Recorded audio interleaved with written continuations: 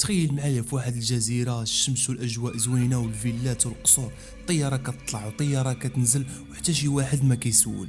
ولكن في وسط هاد الجنة وفي وسط هاد الجزيرة كاين جحيم، استغلال القاصرات والاغتصاب وامور سياسية خطيرة بزاف. اليوم غادي نحكيو واحد القصة على اخطر الرجال اللي عرفهم العصر الحديث. رجل ما كانش سياسي وما كانش نجم وما كانش مشهور، ولكن كان كيحرك العالم خلف الكواليس. فشكون هو هذا الراجل؟ شنو كان كيدير وكيفاش كان كيستغل القاصرات وكيفاش كان القصر ديالو قصر الدعارة؟ فخليكم معايا في هذه القصة حيث الأحداث ديالها غادي تصدمكم. فما عليا نقول لكم دابا غير يلا نبداو. جيفري أبستن تزاد عام 1953 في نيويورك في واحد العائلة عادية. ما كانش غني، ما كانش عبقري وما كانش معروف، ولكن كان عنده ذكاء اجتماعي خطير بزاف. كان كيعرف كيفاش يخلق علاقات اجتماعية. كان عنده كما كنقولوا بالمغربية اللسان ديالو ماضي، وكان عنده عقل واعر كيقدر انه يخلق علاقات اجتماعية بطريقة عبقرية. قرا واحد شوية ومن بعد خدم أستاذ ديال الرياضيات. حتى القرايه ديالو ما كانتش قرايه مزيانه وما كانش عنده مستوى عالي.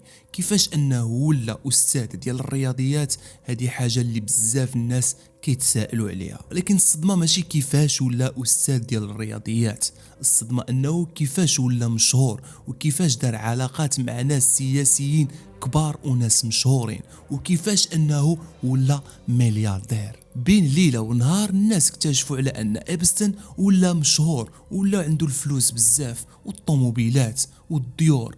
كيفاش دار ليها؟ شكون فتح ليه هذا الباب باش انه يولي مشهور وعلاش؟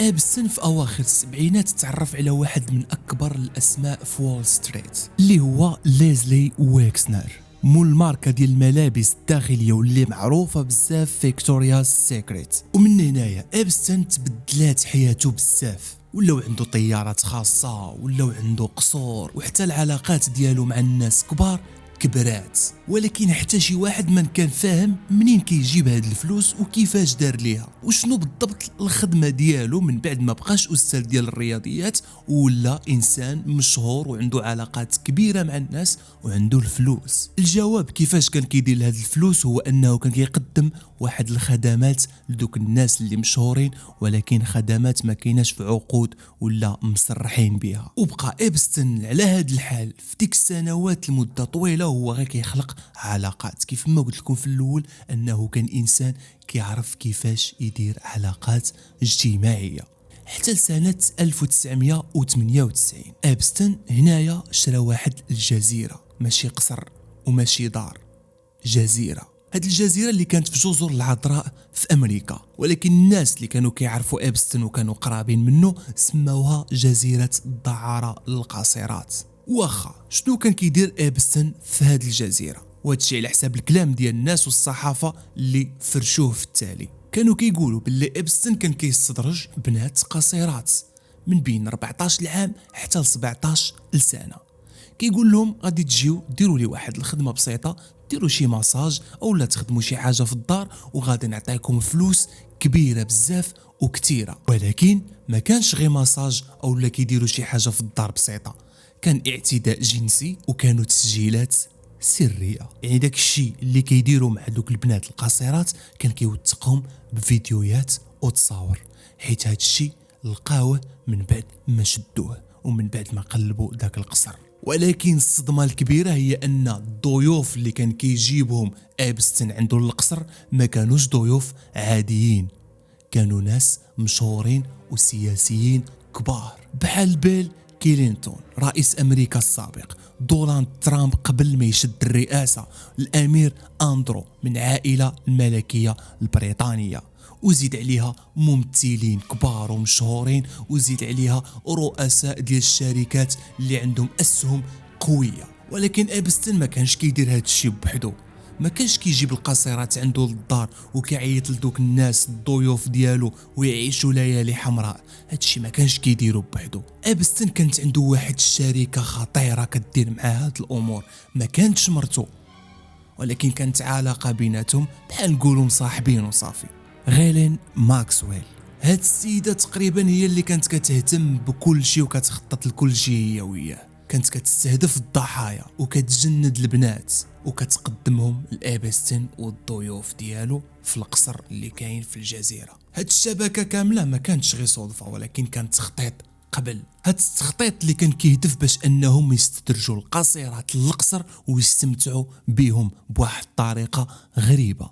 ابستن ما كانش كيخرج للزنقه وكيجيبهم وكيصيدهم ويديهم عنده اولا بزز كيديهم عنده للقصر. كان كيدير شي حوايج خطيره بزاف اللي كتعتمد على الثقه والفلوس وكيلعب لهم بالنفسيه ديالهم. كان كيستدرج ديما البنات اللي قاصرين صغارين في العمر وكيكونوا محتاجين للفلوس وما عندهمش واحد الحمايه عائليه، يعني العائله ديالهم ما مسوقين لهمش بزاف. ومن بعد كيعرض عليهم واحد الخدمه بسيطه، كيقول لهم غادي تجيو عندي للقصر، غادي ديروا لي شي مساج اولا غادي تخملوا لي الدار ولا ديروا شي عمل بسيط، ولكن هذا العمل غنعطيكم عليه واحد الاجره اللي هي كبيره بزاف، غنعطيكم فلوس كبيره. ديك الفلوس اللي كتكون بين 200 دولار حتى 300 دولار. هذا المبلغ البنت صغيره وجايه من واحد الطبقه فقيره كتبان لها فلوس كثيره مقابل واحد العمل بسيط، فكيوافقوا على هذا العمل وكيمشيو معاه للقصر. وماشي هو اللي كيهضر معاهم، كانت الرفيقه ديالو اللي معاه هي اللي كتمشي وتكلف بهذا الشيء كامل.